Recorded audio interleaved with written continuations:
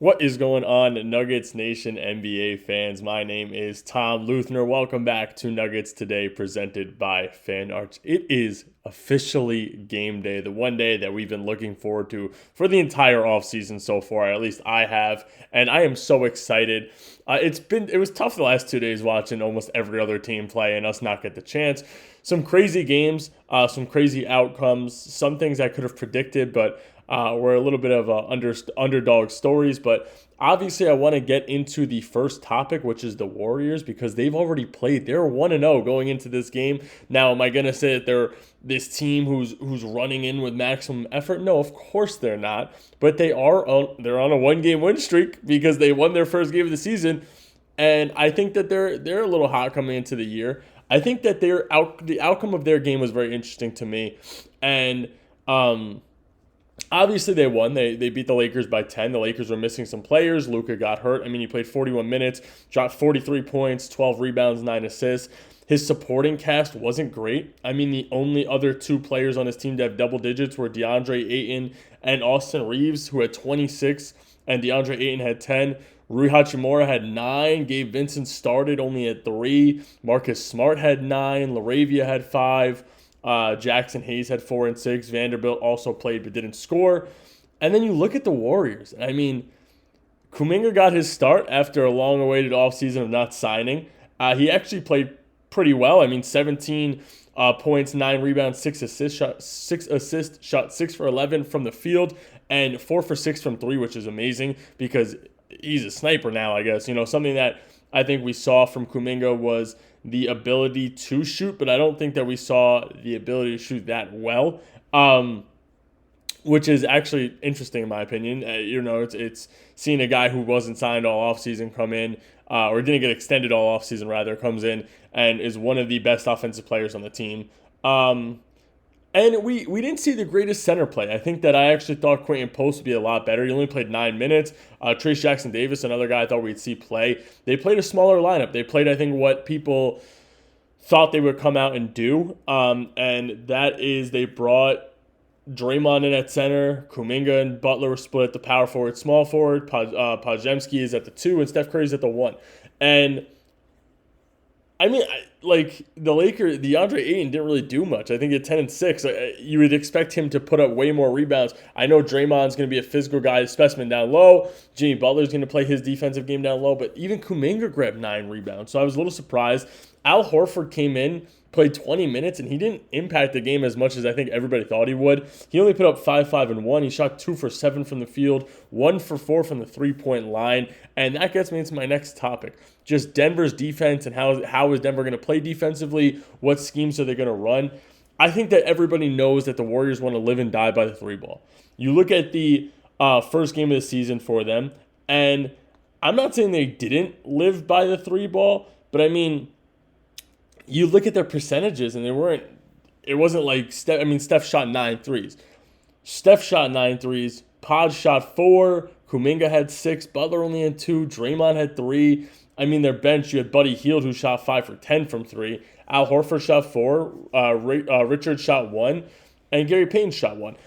I don't think that that's necessarily what we know the Warriors for. What we know the Warriors for is being able to consistently shoot the ball at an insane clip. And it's not that they didn't shoot at a great clip. I mean, they shot 43% from 3, which is way above league average. But they shot 43s. I just expect them to shoot more threes. That's a lot of threes to take in a game, but I expect them to shoot a lot more. I'm interested to see that the defense that Denver comes out with and who they have to actually attack. I mean, Jimmy Butler went 16 for 16 from the free throw line. Denver cannot, if they do want to win, cannot come out and afford to foul Jimmy Butler let him go, I guess 8 times and let him go to the free throw line 16 times. That cannot happen. Jimmy Butler cannot have 31 on us.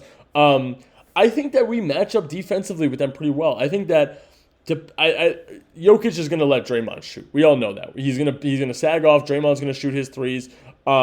We cannot allow Kuminga to shoot threes the way he shot them, but I think that the defensive unit in the first 5 matches up almost perfectly to what we want, right? Pods is a guy that's sort of left out on the side. I mean, he had 7, 7, and 2, shot 1 for 4 from 3, 3 for 7 from the field, but you might see AG on Steph or CB on Steph.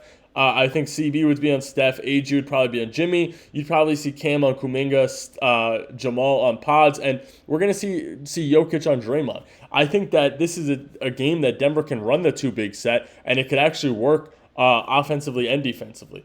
If Draymond's not hitting the shots, if Al Horford's coming in and not hitting the shots, you can run Val and Jokic together, and they're going to be able to slowly contest and get a rebound down low. So I think that Denver's in a good spot defensively when it comes to playing against this Warriors team specifically, rather than Warriors teams we've seen in the past. Now, talking about Nikola Jokic, what do I expect from Nikola?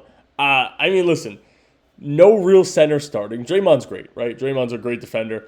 Jokic, if Jokic is going to go out and score, which I think he should 100% if Draymond's guarding him, the Jokic minimum for this game should really be, in my opinion, a 27-9-7 night, right? 27-9-7, I think is fair to say. That's if he's going to score. If we're going to see a Jokic who's not going to score, 22, 12, and 10, triple-double.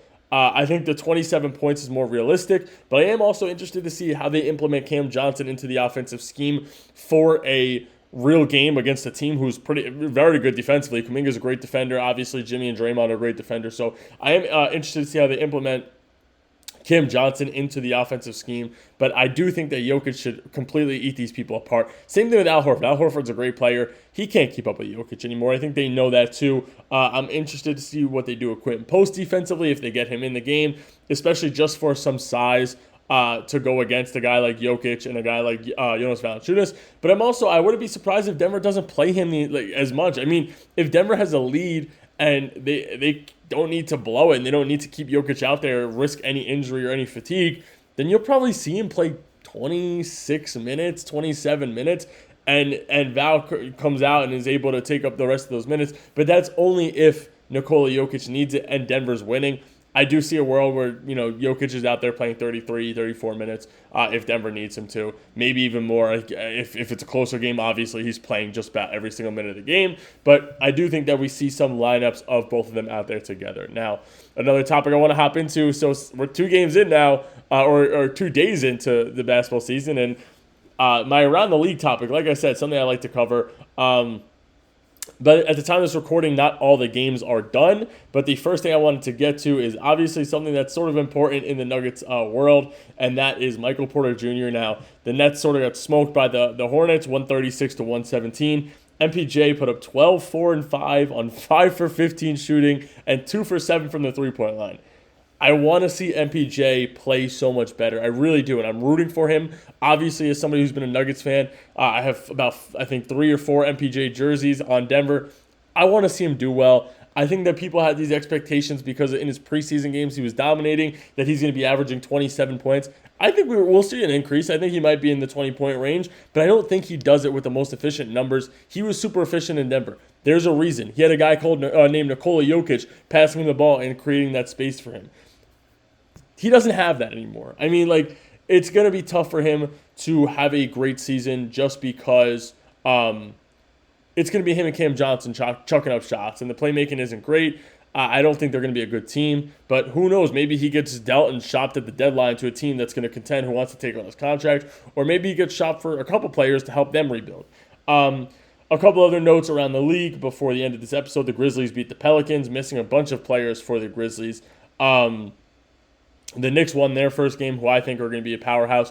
VJ Edgecombe was the first rookie to put up 30, I believe it was 31-plus in the NBA in his rookie debut since Wilt Chamberlain, which is insane. He put up 34 points, shot 13 for 26 from the field. He shot 5 for 13 from the three-point line, but they beat the Celtics by 1. Him and Tyrese Maxey combined for 74 points, which is completely absurd.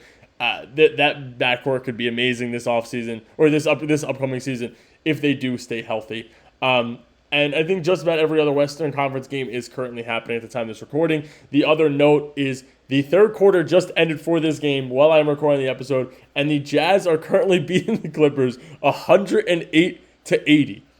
Not one person in this world could have told you that there would be a 20-point deficit going into the fourth quarter for the Jazz and Clippers game, their first game of the season. But that is all I got for you guys today, Nuggets Nation. Like I said, Denver plays basketball today. I am so excited. Hopefully, I have the same kind of energy and vibes for the first game of the season. But make sure to hit that like button. Make sure to hit that subscribe button. Let me know if you guys want me to cover anything down below, and I will catch you guys tomorrow for this Denver Game 1 recap.